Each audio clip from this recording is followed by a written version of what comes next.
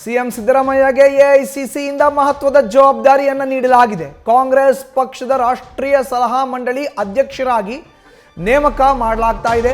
ಹಿಂದುಳಿದ ವರ್ಗಗಳ ರಾಷ್ಟ್ರೀಯ ಸಲಹಾ ಮಂಡಳಿಗೆ ಖುದ್ದು ರಾಜ್ಯದ ಮುಖ್ಯಮಂತ್ರಿ ಸಿದ್ದರಾಮಯ್ಯನವರನ್ನ ಅಧ್ಯಕ್ಷರನ್ನಾಗಿ ಮಾಡುವಂತ ಸಾಧ್ಯತೆ ಇದೆ. ಕಳೆದ ವಾರ ದೆಹಲಿಗೆ ತೆರಳಿದಂತ ಮುಖ್ಯಮಂತ್ರಿ ಸಿದ್ದರಾಮಯ್ಯನವರಿಗೆ ಈ ಮಹತ್ವದ ಹೊಣೆಯನ್ನ ನೀಡಲಾಗ್ತಾ ಇದೆ. ಇದೇ ತಿಂಗಳ 15ರಂದು ಬೆಂಗಳೂರಿನಲ್ಲಿ ನಡೆಯುವಂತಹ ಮೊದಲ ಸಭೆಯಲ್ಲಿ ಅಧ್ಯಕ್ಷರ ಗಾದಿಯಲ್ಲಿ ಕುಳಿತುಕೊಂಡು ಸಿದ್ದರಾಮಯ್ಯನವರು ಈ ಒಂದು ಜವಾಬ್ದಾರಿಯನ್ನು ನಿಭಾಯಿಸ್ತಾರೆ.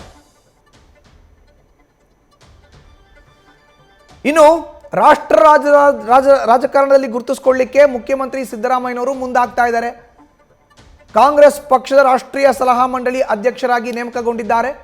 ಸಿದ್ದರಾಮಯ್ಯನವರು ಹಿಂದುಳಿದ ವರ್ಗಗಳ ರಾಷ್ಟ್ರೀಯ ಸಲಹಾ ಸಮಿತಿಯ ಅಧ್ಯಕ್ಷರಾಗಿ ಸಿದ್ದರಾಮಯ್ಯರನ್ನ ನೇಮಕ ಮಾಡಲಾಗಿದೆ. ಅವರು ಕಳೆದ ವಾರ ದೆಹಲಿಗೆ ಹೋಗಿದ್ರಲ್ಲ, ಈ ಸಂದರ್ಭದಲ್ಲಿ ಮಾತುಕತೆ ಆಯಿತು. ಆಗಲೇ ಮಹತ್ವದ ಜವಾಬ್ದಾರಿಯನ್ನು ನೀಡಲಾಗಿದೆ. ಇದೇ ತಿಂಗಳ 15ರಂದು ಬೆಂಗಳೂರಿನಲ್ಲಿ ನಡೆಯುವಂಥ ಮೊದಲ ಸಭೆಯಲ್ಲಿ ಅವರು ಗುರುತಿಸಿಕೊಳ್ತಾರೆ. ರಾಷ್ಟ್ರ ರಾಜಕಾರಣದಲ್ಲಿ ಗುರುತಿಸಿಕೊಳ್ತಾ ಇದ್ದಾರೆ. ರಾಜ್ಯದ ಮುಖ್ಯಮಂತ್ರಿ ಸಿದ್ದರಾಮಯ್ಯನವರು ಎಐಸಿಸಿ ಇವ್ರನ್ನ ಅಧ್ಯಕ್ಷರನ್ನಾಗಿ, ರಾಷ್ಟ್ರೀಯ ಸಲಹಾ ಮಂಡಳಿಯ ಅಧ್ಯಕ್ಷರನ್ನಾಗಿ ನೇಮಕಗೊಳಿಸಿದೆ. ಈ ಮೂಲಕ ರಾಷ್ಟ್ರ ರಾಜಕಾರಣದಲ್ಲೂ ಕೂಡ ಸಿದ್ದರಾಮಯ್ಯನವರು ಗುರುತಿಸಿಕೊಳ್ತಾ ಇದ್ದಾರೆ. ಹೆಚ್ಚಿನ ಮಾಹಿತಿ ನೀಡಿದರೆ ನಮ್ಮ ಪ್ರತಿನಿಧಿ ಜಗದೀಶ್ ನೇರ ಸಂಪರ್ಕಕ್ಕೆ ಜಾಯಿನ್ ಆಗಿದ್ದಾರೆ. ಜಗದೀಶ್, ಈಗಾಗಲೇ ಅಹಿಂದ ನಾಯಕರಾಗಿ ಸಾಕಷ್ಟು ಜನಪ್ರಿಯರಾಗಿರುವಂಥ ರಾಜ್ಯದ ಮುಖ್ಯಮಂತ್ರಿಯಾಗಿ 2ನೇ ಅವಧಿಯನ್ನ ಆಡಳಿತ ಮಾಡ್ತಾ ಇರುವಂಥ ಸಿದ್ದರಾಮಯ್ಯನವರು ಈಗ ರಾಷ್ಟ್ರ ರಾಜಕಾರಣದಲ್ಲೂ ಕೂಡ ಗುರುತಿಸಿಕೊಳ್ಳಲಿಕ್ಕೆ ಒಂದು ವೇದಿಕೆ ಸಿದ್ಧ ಆಗಿದೆ. ಜಗದೀಶ್, ಖಂಡಿತವೂ ಮಸೂದನ್, ಯಾಕಂದರೆ ಎಐಸಿಸಿಯ ಮಟ್ಟದಲ್ಲಿ ದೊಡ್ಡ ಮಟ್ಟದಲ್ಲಿ ಅದರಲ್ಲೂ ಸ್ಪೆಷಲಿ ಏನಂದರೆ ಹಿಂದುಳಿದ ವರ್ಗದ ಆಯೋಗದಲ್ಲೇ ವಿಚಾರ ಆಗಿರ್ಬೋದು ಅಥವಾ ಹಿಂದುಳಿದ ವರ್ಗದಕ್ಕೆ ಸಂಬಂಧಪಟ್ಟಂತಹ ಯೋಜನೆಗಳನ್ನು ಮಾಡೋದಕ್ಕೆ, ಅದರಲ್ಲೂ ಪ್ರಮುಖವಾಗಿ ಅವರಿಗೆ ಯಾವ ರೀತಿಯಾಗಿ ಹೊಸ ಹೊಸ ಯೋಜನೆಗಳನ್ನು ಕೊಡಬೇಕು, ಅವರ ಅಭಿವೃದ್ಧಿಗೆ ಯಾವ ರೀತಿಯಾಗಿ ಇದು ಮಾಡಬೇಕು, ಮತ್ತು ಆ ಮೂಲಕವಾಗಿ ಕಾಂಗ್ರೆಸ್ ಪಕ್ಷದ ಹಿಂದುಳಿದ ವರ್ಗಗಳ ಮತಗಳನ್ನು ಯಾವ ರೀತಿಗೆ ಕ್ರೋಢೀಕರಣ ಮಾಡಬೇಕು ಅನ್ನುವಂತಹ ಲೆಕ್ಕಾಚಾರ ಈಗಾಗಲೇ ಎಐಸಿಸಿ ಮಟ್ಟದಲ್ಲಿ ನಡೀತಾ ಇದೆ. ಆ ಎಐಸಿಸಿ ಮಟ್ಟದಲ್ಲಿ ನಡೀತಾ ಇರುವಂತಹ ಕಾರಣಕ್ಕಾಗಿ ಅದಕ್ಕೆ ಯಾರಾದರೂ ಒಬ್ಬರು ಫೇಸ್ ಬೇಕಿತ್ತು. ಆ ಫೇಸ್ ಯಾಕೆ ಅಂದರೆ ಸಿದ್ದರಾಮಯ್ಯನವ್ರನ್ನ ಆಯ್ಕೆ ಮಾಡಿದ್ದಾರೆ. ಮೊನ್ನೆ 23ನೇ ತಾರೀಕು ದೆಹಲಿಗೆ ಹೋಗಿರ್ತಕ್ಕಂತಹ ಸಂದರ್ಭದಲ್ಲಿ ಸಿದ್ದರಾಮಯ್ಯನವರು ಅವಾಗ ಎಐಸಿಸಿಯ ನಾಯಕರು, ಅದರಲ್ಲೂ ಸ್ಪೆಷಲಿ ಮಲ್ಲಿಕಾರ್ಜುನ್ ಖರ್ಗೆ ಮತ್ತು ರಾಹುಲ್ ಗಾಂಧಿ ಅವರ ಜೊತೆ ಮಾತನಾಡಿ ಆ ಸಂದರ್ಭದಲ್ಲಿ ಸಿದ್ದರಾಮಯ್ಯನವರಿಗೆ ಈ ಜವಾಬ್ದಾರಿಯನ್ನು ಕೊಟ್ಟಿದ್ದಾರೆ. ಅಂದ್ರೆ ರಾಷ್ಟ್ರೀಯ ಹಿಂದುಳಿದ ವರ್ಗಗಳ ಏನಂದ್ರೆ ಆಯೋಗದಲ್ಲೇನಂತಂದ್ರೆ ಅವ್ರನ್ನ ಅಧ್ಯಕ್ಷ ಮಾಡೋ ಮೂಲಕವಾಗಿ, ಅಂದ್ರೆ ಕಾಂಗ್ರೆಸ್ ಪಕ್ಷದ ವತಿಯಿಂದ ಆ ಮೂಲಕವಾಗಿ ಅವರಿಗೆ ಹೊಸದಾಗಿ ಎಐಸಿಸಿಯ ಮಟ್ಟದಲ್ಲಿ ಜವಾಬ್ದಾರಿಯನ್ನು ಕೊಟ್ಟಿದ್ದಾರೆ.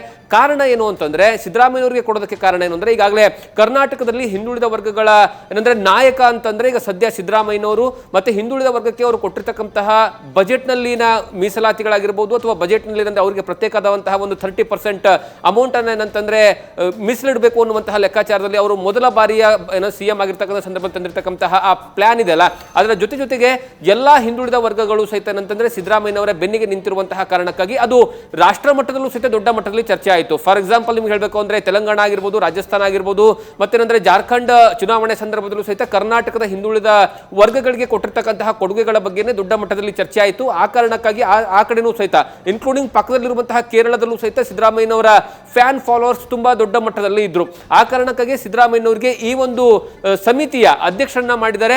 ಆ ಸಮಿತಿಯ ಅಧ್ಯಕ್ಷ ಮಾಡೋ ಮೂಲಕವಾಗಿ ಎಐಸಿಸಿ ಮಟ್ಟದಲ್ಲೂ ಸಹಿತ ದೇಶಾದ್ಯಂತ ಅವರು ಹಿಂದುಳಿದ ವರ್ಗಗಳ ಸಮುದಾಯಕ್ಕೆ, ಆ ಒಂದು ಜನಾಂಗಕ್ಕೆ ಏನಂತಂದ್ರೆ ಯೋಜನೆಗಳನ್ನು ರೂಪಿಸುವುದರಲ್ಲಿ ಮತ್ತೆ ಕಾಂಗ್ರೆಸ್ ಪಕ್ಷ ಯಾವ ರೀತಿಯಾಗಿ ಹಿಂದುಳಿದ ವರ್ಗದ ಜೊತೆ ನಿಲ್ಲಬೇಕು ಅನ್ನುವಂತಹ ಲೆಕ್ಕಾಚಾರವನ್ನ ಸಿದ್ದರಾಮಯ್ಯನವರ ಅಧ್ಯಕ್ಷತೆಯಲ್ಲಿ ನಡೆಯುತ್ತೆ. ಆ ಸಭೆ ಅದು ಜುಲೈ 15ನೇ ತಾರೀಕು ಮೊದಲ ಸಭೆ ಬೆಂಗಳೂರಿನಲ್ಲಿ ನಡೆಯುತ್ತೆ. ಬೆಂಗಳೂರಿನ ಕಾಂಗ್ರೆಸ್ ಭವನ ಏನಿದೆ, ಇಂದಿರಾ ಗಾಂಧಿ ಭವನ, ಆ ಭವನದಲ್ಲಿ ಆ ಒಂದು ಸಭೆ ನಡೆಯುತ್ತೆ. ಈ ಸಭೆಯಲ್ಲಿ ಒಟ್ಟು 4 ಜನ ಮಾಜಿ ಸಿಎಂಗಳಿದ್ದಾರೆ. ಕರ್ನಾಟಕದಿಂದ ಬಿ.ಕೆ. ಹರಿಪ್ರಸಾದ್ ಇರ್ಬೋದು, ವೀರಪ್ಪ ಮೊಯ್ಲಿ ಇರ್ಬೋದು, ಮತ್ತೆ ಸಿದ್ದರಾಮಯ್ಯ ಕರ್ನಾಟಕದಿಂದ ಇದ್ರೆ, ಅದರ ಜೊತೆಗೆ ರಾಜಸ್ಥಾನದ ಸಿಎಂ ಆಗಿರ್ಬೋದು ಅಥವಾ ಮಧ್ಯಪ್ರದೇಶದ ಅಂದ್ರೆ ಸಿಎಂ, ಮಾಜಿ ಸಿಎಂಗಳು ಇವರೆಲ್ಲರೂ ಸಹಿತ ಅಂದ್ರೆ ಆ ಒಂದು ಸಭೆ ಕಮಿಟಿಯಲ್ಲಿದ್ದಾರೆ. ಒಟ್ಟು 24 ಜನರ ಕಮಿಟಿ. ಆ 24 ಜನರ ಕಮಿಟಿಗೆ ಅಧ್ಯಕ್ಷರಾಗಿರುವಂತದ್ದು ಅಂದ್ರೆ ನಮ್ಮ ಸಿಎಂ ಸಿದ್ದರಾಮಯ್ಯನವರು ಅಂತಂದ್ರೂ ಏನಂದ್ರೆ ತಪ್ಪಾಗುವುದಿಲ್ಲ. ಕಾರಣ ಏನು ಅಂತಂದ್ರೆ ಅವರಿಗೆ ಕೊಟ್ಟಿರ್ತಕ್ಕಂತಹ ಜವಾಬ್ದಾರಿ ಈಗ ದೊಡ್ಡ ಮಟ್ಟದಲ್ಲಿ ಚರ್ಚೆ ಆಗ್ತಾ ಇರುವಂತದ್ದು. ಮಧುಸೂದನ್, ಧನ್ಯವಾದ ಜಗದೀಶ್ ನಿಮ್ಮ ಮಾಹಿತಿಗೆ. ನ್ಯೂಸ್ ಫಸ್ಟ್, ನಿರ್ಭೀತಿಯಿಂದ ನಿಮ್ಮ ಪರವಾಗಿ.